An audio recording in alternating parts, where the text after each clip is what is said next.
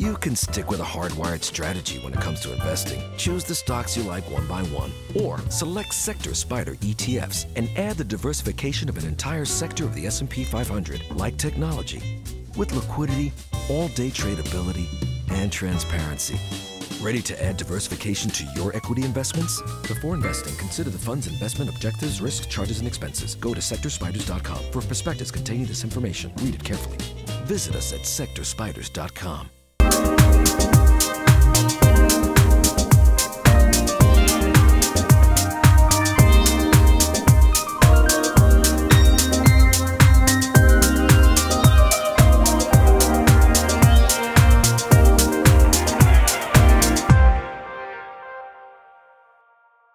Well, it's been said that the 3 keys to successful real estate investing are location, location, and location.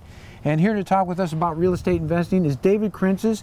He's the founder of ETF Portfolio Management in Thousand Oaks, California.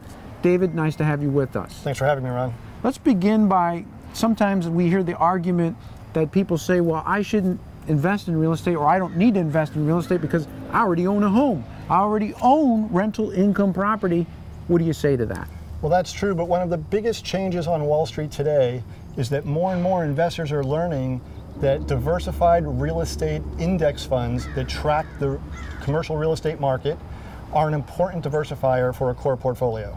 Leading investors, including CalPERS, the largest fund in the United States, is increasing their exposure to REITs from under 9% to a target of 11%. And David Swenson, one of the leading endowment fund managers who runs Yale's endowment fund portfolio, recommends as much as a 15% allocation to real estate investment trust indexes for a diversified core portfolio. And you know, it's important too to make the distinction that REITs give exposure to an area that the typical homeowner may not have exposure to.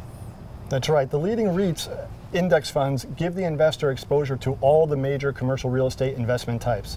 This includes office buildings, shopping centers, multifamily apartment buildings, storage properties, and it's an instant diversifier for investors, especially when investing in direct real estate in one property type often carries higher operating expenses and transaction costs. And the REIT index ETFs give the investor a very low cost entry into a very diversified portfolio of commercial real estate. Now, real estate's great because it's tangible, you can see it, you can live in it, but it's not a very liquid asset class. ETFs have brought liquidity, though, to this market. Tell us more about that. Absolutely. The liquidity in the REIT ETFs are a very important component for investors. They're able to increase their exposure or decrease their exposure at any time, and they have a higher yield than other fixed income products, especially treasury bonds. So investors are getting income and growth with liquidity in a solution that is a diversifier to their traditional stock and bond exposure. So it's a very important addition for most investors that many people are missing. One last thing before you take off. You've got REIT ETFs that invest in the domestic market, and then you've got international. So what do investors do? Do they just focus on the US, or do they use the international, or do they do both?